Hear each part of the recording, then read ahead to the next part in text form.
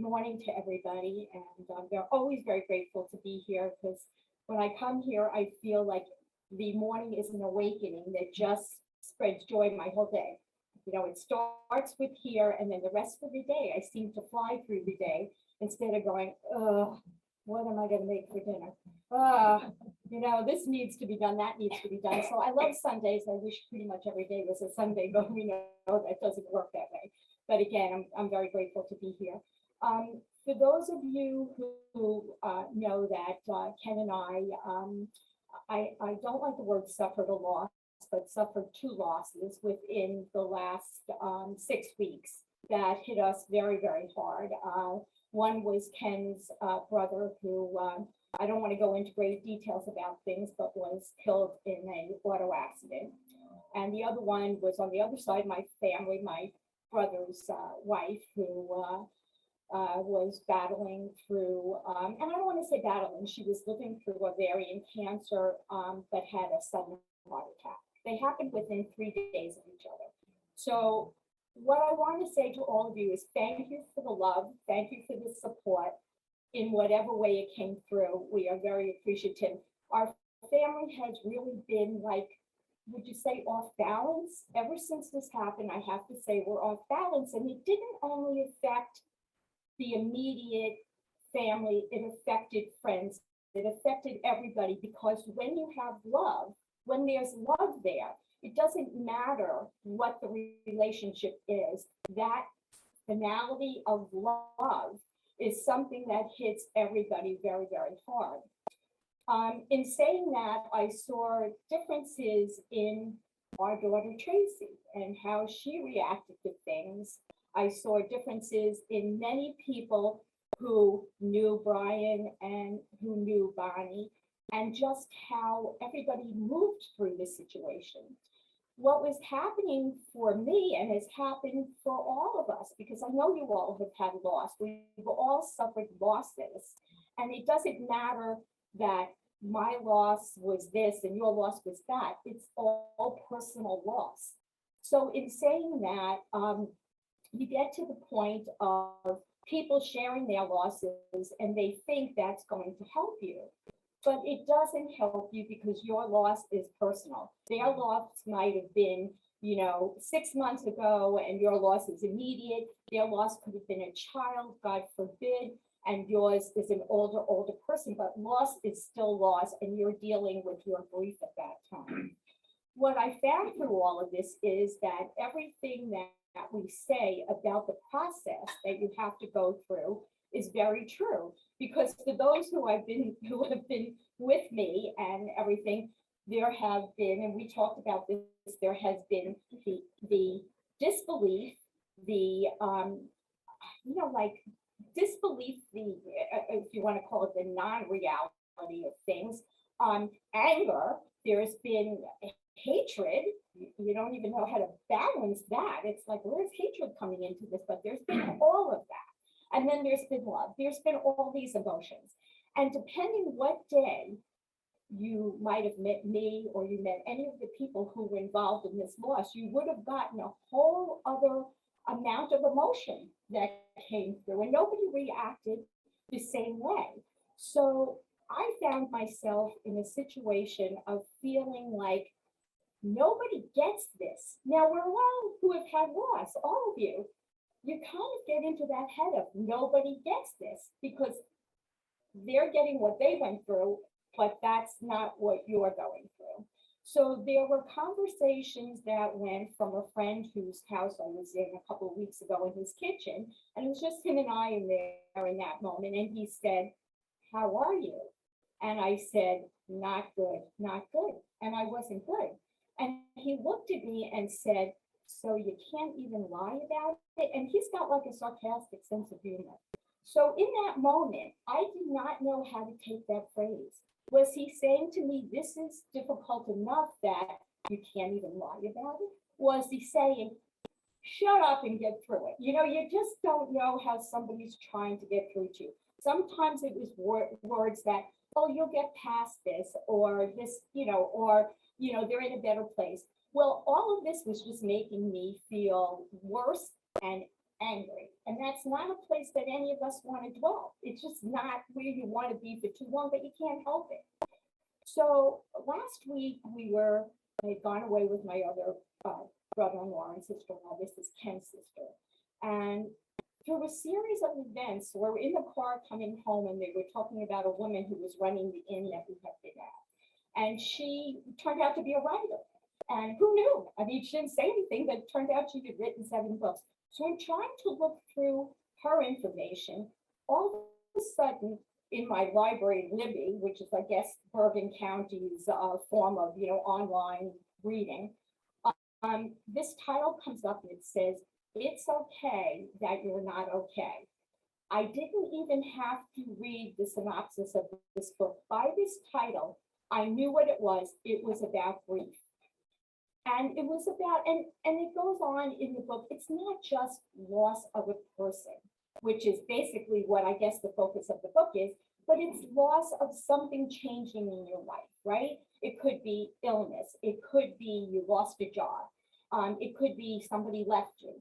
So there's all different forms of grief. But what it did make me understand in here is that although we're all well-meaning when we say to somebody, "How are you?" or "It will get better," in true grieving, none of those things really help. That doesn't help. I guess what it's trying to say is there's no period of time that's correct for somebody to grieve. There's no words that you can say. In fact, probably the best words that I'm now learning for myself are just to say there are no words, because there aren't when you're going through something like that. And again, I'm talking to you from my experience, but you've all gone through this experience. I know, I'm aware of that. So the thing is, there aren't any words to make it better for someone else, because when you read this book, what it says to you is grief is not something to be fixed. You can't fix somebody's grief. It's the emotion that goes on within them. It's not broken, so you can't fix it. And it's just how you begin to reassess and sort of move and adjust through what's going on in your life. And as you read further, it's saying to you, you're never going to stop grieving that person. People think that there's a period of time. Okay, well, you've been grieving 6 months, or you've been grieving 5 months, and you should be done. You should walk away from this, and that's not what grief is. Grief will stay with you, but it'll readjust. It'll find different ways so that it's not the steady, maybe, existence that it was from the very beginning. I have to say, reading that really helped me. Just reading the title really helped me, because it made it okay to not be okay. And many times people would make different comments, and I realized that, again, we all handle grief very, very differently. Ken's way of handling his brother's passing, and it was where somebody hit him head on. I mean, he was gone. Here one moment, gone the next. Ken's way of dealing with it, as people know him, is he was in finances for years. So Ken gets involved in helping his sister-in-law make, sense of the finances now and getting everything straightened out. And even though I saw him sit at the desk with tears one day rolling down his eyes, his taking, what would we call it, being of service, helped him through that grief. I am not into finances. I am not into paperwork. When I was working, I did my paperwork, but if you can let me go la la la on my way away from paperwork, that's how I'm happiest. That's not where I function. Where I do function is completely from my heart. When somebody is hurting, I want to be there to support them. And I've probably made some similar mistakes to what this book is saying. How are you? Well, when I see my brother on FaceTime now, because he's in North Carolina with his son who came in from Hong Kong and his family, and when I see my sister-in-law Joanne, and I see her more often because we're together, I realize that, Lynn, think about what you're dealing with and how it's making you feel, and try to talk to them in the way that best explains, staying in a space of making it easier, a little bit easier, a little less sensitive. So I began saying, as I would call them up or as I would see them on FaceTime, just checking in. Because what I didn't want to say is, how are you doing? I knew the answer to how they were doing. They were doing terrible. My brother lost his wife of 53 years, and he's not doing okay. And as the rabbi sat in their house on the day we sat Shiva, and she said, we're going to go around the room and ask everybody what they remember about Bonnie. What one word, one phrase. And my brother, in his, kind of sadness and distress, said, could I go first? And he said, she was my best friend for 55 years. So in saying that, and I'm not trying to make you all cry, I want this to be about a level of understanding and not a level of, total, oh, this is so devastating. It's about a level of understanding. There's no way to make that better for that person at that time. And that's why my phrase, as I go on through my days and weeks of being supportive in my own way, is just checking in, because that leaves it open for them to say, well, this is what I did today, or this is what happened today. It's not saying to them, you should be okay by now, or are you better? So I found that this was a learning for me on how to navigate the waters of people who are feeling their grief. What I found in my family, and I'm sure you found in your own, is the level of love and compassion that even the people who are hurting the most bring through. And I was amazed. We were sitting in the church service, my sister-in-law and brother-in-law, Irish Catholic, her more than him. I think if he had known all of the things that were set up for him the day of his memorial, he probably would have said, you gotta be kidding me, but this is what Joanne wanted in the church. But in the midst of my sister-in-law's own distress, she had known that my other sister-in-law, Bonnie, had passed away. And while they were reading all the names of people in our family who had passed within the years, she turns around and says, and Bonnie Cooper. And all I kept thinking of is, this is what I love about my family. This is what I love about people, that even in their grief, even in their darkest times, they're thinking of someone else and what someone else is going through. My brother would say, how is Joanne doing? Is she doing okay? Now, they know each other. We're opposite sides of the family. They know each other, but they haven't spent a lifetime together. But each one of them had compassion for the other one. And I realized that, in both their griefs, they knew how to understand. They knew grief directly, and they knew how to understand and really take it to their heart what that actually meant. So for me, like I said, I'm the type that, if there's something, if there's something that needs to be done, it's probably not going to be me raising my hand for, let me help you with your finances, or let me, do this. But I was in the midst of cleaning my brother's house, because there were a lot of people that were coming in and out, and he's in his office, and he turns to me and goes, you don't have to do that. And I'm the baby sister by 7 years, and I said, oh, I don't? I'm like, I don't?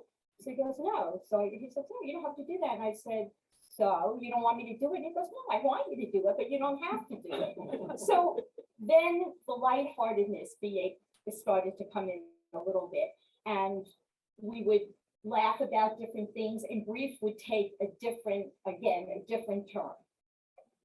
So the funny things that have happened along the way with this is that you learn that even, and all of you have been through this, even in the darkest times, there is laughter. There is laughter. I mean, when we were going from, funeral home to cemetery, I'm like, I got to find the bathroom. This is not going to work if I have to stand here with. So there's always that one thing that comes through that makes you go, okay, life is going to move on, which I always find to be what I need to know, is that it will move, it'll change, whatever the case may be. With my sister-in-law, Bonnie, what I found fascinating is the memories that started coming through. Even though we lived in different locations for many years, we got together, we saw each other. But during this time, I kept thinking about, okay, now I've gone through these different emotions and everything. What are the things I remember? And I remember being the 17-year-old who was supposed to be taking, driver's ed and having our parents take me out for lessons and things. And I remember my father walking into the house one day when Bonnie and Alan were visiting, and my father went, I'm not taking her out anymore. This is it. I'm not taking her to drive. My mother said, well, I've been done with her for weeks.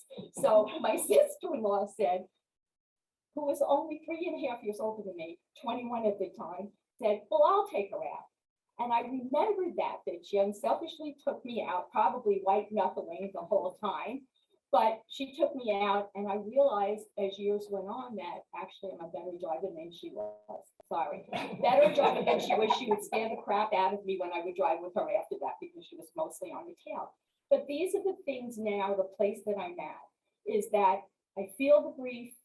I know every once in a while when I see my brother's face as I talk to him and a memory comes up that he is still in that pain that is not going to go away for a long, long time. It'll take a different direction, but it's not going to go away. But the memories will come through.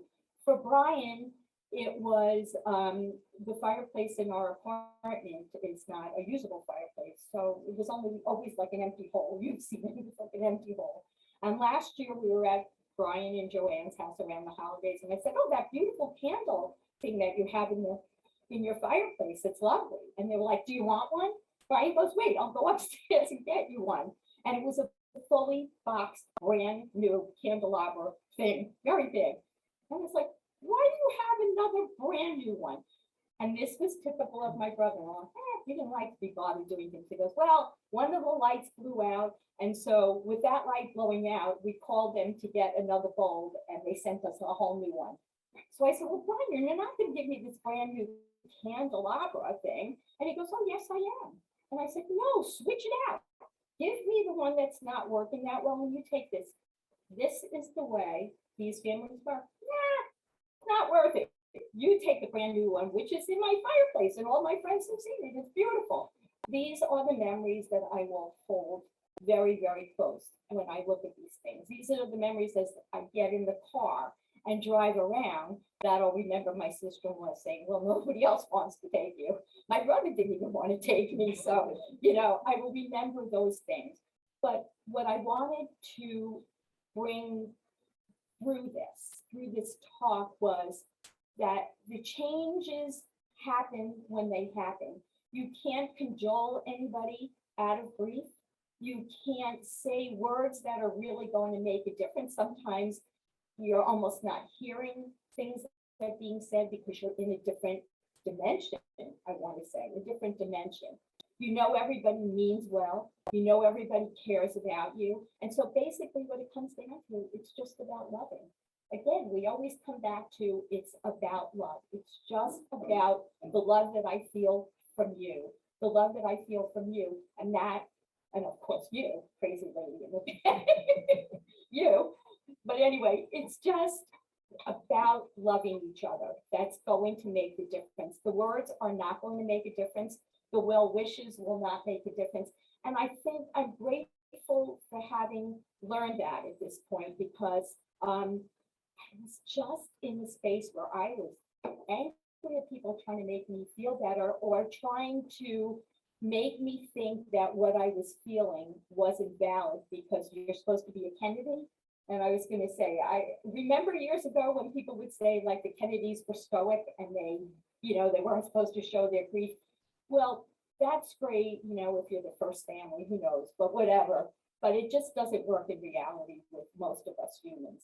So I just wanted to tell you what my experience was going through this. Thank everybody for the love and support, and make you aware of that book and that title made such a difference in how, and I haven't even finished the whole book, but it made a difference in how I viewed things because it validated that it was okay for me to feel what I was feeling.